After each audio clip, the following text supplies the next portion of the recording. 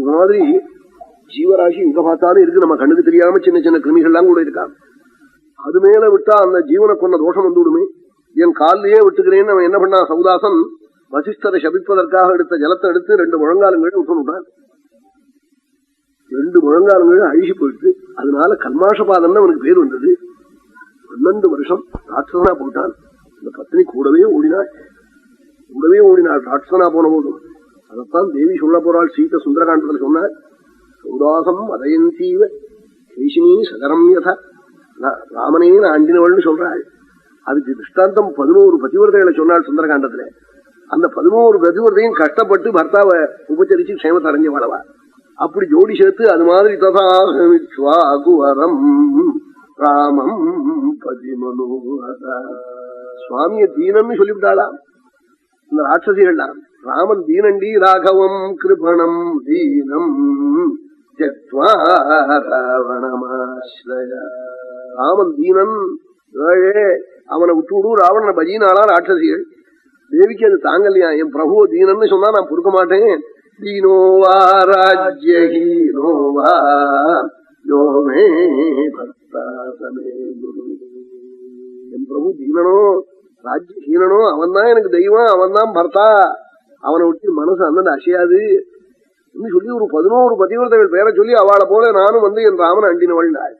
அதுல இந்த மதயந்தி வச்சு சௌதாசம் மதயந்தீவ கேஷினி சகலம். 11 பதிவர்த்தங்கள் பேரை கேட்டுட்டா போதும் சௌமங்கல்யம் வைதவியம் கிடையாது அந்த குடும்பத்துக்கு.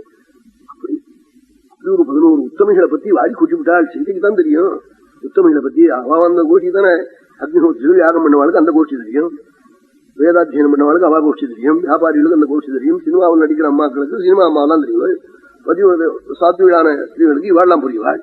அப்படி எப்படி அந்த கோஷ்டிக்கு தான் அது புரியும். இல்லாமல் நமக்கு தெரியுமோ? நாம் எல்லாத்தையும் நாம் கண்டுபிடிக்க முடியுமோ? தேவிக்கு தான் தெரியும். 11 பதிவர்த்தனுடைய பெயரை சொல்லி ததாஹமிக்ஷ்வாகுவரம் ராமம் பதிமனோ. அதுல கடைசி 11வது பதிவர்த்தையா தம் பக்கத்துல சொல்றத தமயந்தியை சொல்றாள். நைஷதம் தமயந்தீவ பைமீ பதிமனோரதா. தமயந்தி சொல்றாள். நலச்சரித்திரம் வரப்போறது, இங்க நடக்க போறது. ஷீர்காக்கணும் ஷட்கிரக யோகம். இந்த ஆடி மாசத்துல 6 கிரகம் சேர்றது. என்ன அங்க அரகன் புதன் சூரியன் சந்திரன் சுக்ரன் குரு, இப்படி 6 கிரகம். ரொம்ப சேஷகிரகாந்தி சமஸ்த பூபானுங்கிறார். ரொம்ப தோஷம் சொல்றார். என்னெல்லாம் வருவோங்கிறார். பெருங்காத்து அடிக்கும்ங்கிறார், மேகத்தை போய் கெடுக்கும்ங்கிறார், ராஜாக்கள் எல்லாம் அழிக்கும்ங்கிறார். இப்படிலாம் சொல்றார். இந்த தோஷங்கள்லாம் விலகணும். ராஜ்யமும் நல்லா இருக்கணும், ராஜ்யபாரம் மற்றவாள்லாம் நல்லா இருக்கணும். என்ன அவளை விட்டா இனிமே வேற என்னமே அப்புறம் வரவன் என்ன பூக்கிரியா இருந்தானா நான் என்ன பண்றது? இப்போ ஏதோ நிலவாளா இருக்கா, ஏதோ சொன்னா காதலியா வாங்கிக்கிறா. அப்படி உள்ளவாளை விட்டுவிட்டு இனிமே நாம் என்ன பண்றது? ராஜ்யபாரம் நடக்கணும் பாருங்க. அவள்லாம் க்ஷேமமா இருக்கணும்னு பிரார்த்திக்க வேண்டிய பொறுப்பு நமக்கெல்லாம் உண்டு. அவள்லாம் நல்லா இருந்தா தானே தேசம் நல்லா இருக்கும். அதெல்லாம் நாம் பிரார்த்திக்கிறதுக்காக தான் நல்ல காரியங்கள் பண்ணணும். அதுக்கு நலச்சரித்திர சிரவணம் ரொம்ப பெரிய லாபம், பெரிய பாக்கியம். அது பின்னாடி வரப்போகுது. என்ன நோட்டீஸ்ல பார்த்தேன்னா தெரியும். அதுக்காக பத்திரிகை தனியா போட்டிருக்கா. ரொம்ப அழகான முறையில ஏற்பாடு பண்ணி நடந்துட்டு பக்தாளுக்கெல்லாம் அதனுடைய விவரம் புரியும். பார்த்தா என்ன பண்ணினாள், அவன் கூடவே ஓடினாள். மதயந்தி சௌதாசனோட ஓரபோது ஒரு பிராமணனை போய் கொண்டு போய்விட்டான். அவர் சபிச்சு விட்டார். காட்டுல ராட்சசனோ இல்லையோ சபிச்சார். உன் பத்னி வருஷம் தான் அவன் மண்டை படிச்சு போயிடணும் வந்தார். 12 வருஷம் ஆனதே அவனுக்கு ராட்சச பாவம் பொறுத்து 12 வருஷம் தானே சபிச்சார். உடனே பத்னிகிட்ட வந்தான். கிட்ட வராதீங்க கொண்டார். ஏன்னா சொத்தா மண்டை பிடிச்சு போயிடும், நீங்க ராட்சச பாவத்தை அடைஞ்ச போது சபிச்சிருக்கார் ரிஷி இருக்காள். பெரியவாள் வாக்கு நம்பிக்கை சரி வந்தே இருக்காள். அப்போ வசிஷ்டருடைய அனுகிரகத்திலிருந்து குழந்தை பிறந்தாள். அதை சொல்றாரு இப்போ. சௌதாசேன ஜரம்போரு யுக்தா புத்திர ஜன்மனி மதஜிம் தீகதாமர்ஷிம் வசிஷ்டமிதி நஸ்ருதம். வசிஷ்டருடைய சம்பர்க்கத்தால குழந்தை பிறந்ததுன்னு நான் கேட்டிருக்கேன் கதை சொல்லி. ஆகையினால தஸ்மாத் புத்திரம் அஸ்மகம் நாமபாமி. அஸ்மகன்கிற பிள்ளை அங்கிருந்து பெற்றாள்.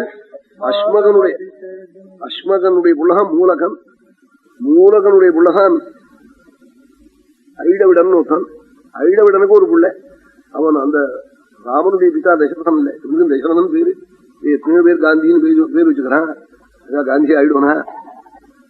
தசரதன் ஒரு புள்ள, அவனுக்கு விஸ்வசகன் ஒரு புள்ள, விஸ்வசகனுடைய புள்ள கட்டுவாங்கன், கட்டுவாங்கனுடைய புள்ள தீர்க்கபாகு, தீர்க்கபாகுனுடைய புள்ள ரகு, ரகுனுடைய புள்ள அஜன், அஜனுடைய புள்ள தசரதன், தசரதனுடைய புள்ளதான் ரங்கநாதன் ராமன். ரொம்ப சுவாமிக்கு கிட்டின தலைமுறை இந்த அஸ்மகன்கிறவன். அஸ்மகன்னா எப்படி 7 வருஷம் கர்ப்பமா அந்த அம்மா கல்லால கிழிச்சு விட்டாளாம் குழந்தைய, அதனால அஸ்மகன் பேர் அவனுக்கு.